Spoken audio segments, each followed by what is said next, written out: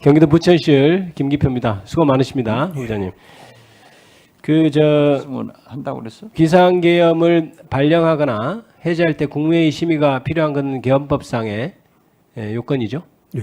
알고 있죠. 오늘자 조선일보 A 신면이라고 되어 있는데요. 뭐 이렇게 되어 있습니다. 제목은 경찰 계엄 국무회의 절차적 실체적 하자 있다 결론, 이런 제목 하에 지금 기사가 나와 있어요. 오늘자 기사인데, 경찰 국가수사본부 특별수사단에서 국무회의에 대해 절차적 실체적 하자가 있다고 결론을 냈다, 이렇게 아마 조사가 그렇게 된 모양입니다. 이제 아마 지금 현재 윤석열 씨와 김용현을 제외한 나머지 총 12명 중 10명을 조사, 2명을 뺀 10명을 조사를 한 것 같고, 거기 조사 결과에 따르면 회의록을 기록하는 행정안전부 의정관도 없었고, 국무회의는 당연히 의정관이 참여해서 기록을 해야 되죠. 따라서 회의록도 없고, 회의록이 없다는 건 언론 기사에 통해서도 계속 알려졌었던 사실입니다. 그리고 심의가 이루어졌다는 문서도 존재하지 않는다, 이제 이렇게 조사가 된 모양이에요. 잠정적인 조사 상황이니까요. 그리고 계엄 선포에는 우리가 흔히 예를 들던 1980년 그 계엄 선포 문서에는 부서한 것이 다 있죠. 근데 여기는 이번엔 부서도 없었습니다. 사안이 이렇다면 비상계엄은 절차를 지킨 것입니까? 절차적 요건을 과연 지켰는지. 사안이 이렇다면, 예. 제가 말씀드립니다. 요 내용, 사안이 이렇다면 그 상황에서 판단을 어떻게 하시겠어요?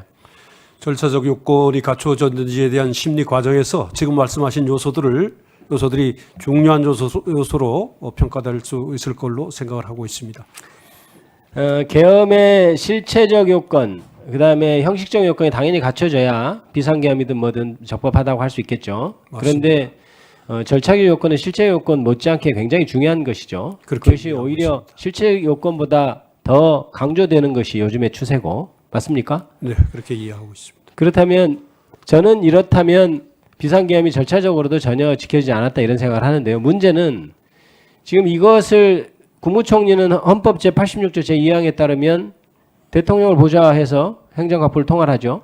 그렇습니다. 그렇다면 국무회의의 위원으로서 국무총리도 만약 이런 상황이라면 비상계엄을 선포하려면 제대로 된 국무회의가 있어야 한다고 말을 하고 그렇게 하도록 했어야 될 것으로 보이는데 어떻습니까? 일반적으로는 그렇게 말할 수 있겠습니다. 그렇게 말할 수 있겠죠. 그것이 국무총리 역할이겠죠. 그런데 만약에 그렇게 하지 못하고 비상계엄이 절차적인 흠결이 있는 채로 발령됐다면 국무총리도 이 법적인 것에서 절차적인 것만 따지더라도 자유롭지 못할 것으로 보이는데 어떠신가요? 구체적인 사안과 관련된 것이어서 제가 답변하지 못하는 것을 용서해 주시고요. 제가 그 점도 절차적인 어떤 요건에 대한 심리 과정에서 중요한 요소로 평가를 해보겠습니다. 1분 더 드리세요. 내란죄 주범이다, 공범이다, 이것을 떠나서도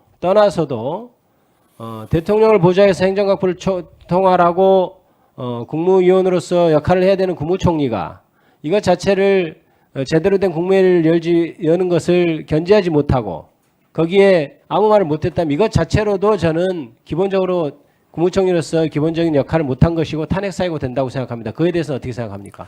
네, 역시 구체적인 사안과 관련된 것이어서 제가 저의 의견을 구체적으로 말씀드리지 못하는 점을 헌법재판관이 되시면 나중에 판결로서 명확히 해주실 것을 부탁드립니다. 반드시 그렇게 하겠습니다. 네, 마치겠습니다. 후보자. 네. 그것은 이미 경찰에서 절차적 실체적 문제가 있다. 그리고 한덕수 국무총리가 계엄 비상선포 국무회의를 어떻게 한 걸 몰라요. 저도 장관을 해봤어요. 국무위원을 해봤어요. 회의록도 없단 말이에요. 의사록도. 마찬가지로 계엄법이 통과되면은 국무위원들이 부서를 하게 돼 있죠. 그렇습니다. 부서도 안 됐어요. 그리고 계엄 해지 국무회의도 그렇게 넘겼단 말이에요. 그렇기 때문에 경찰에서 절차적 실체적 문제가 있다 하면은 여기에 자유스럽지 못한 게 한덕수 국무총리 아니에요? 그 명백한 것을 아시면서 말씀을 안 하시면 네, 그런 경찰의 판단이나 자료들이 탄핵 심판의 과정에서 중요한 자료로서 아마 제출이 될 것이고 판단의 기초로 삼아 보겠습니다. 처음부터 그렇게 말씀하셔야지. 자, 수고하셨습니다. 다음은 우리 존경하는 김남희 의원.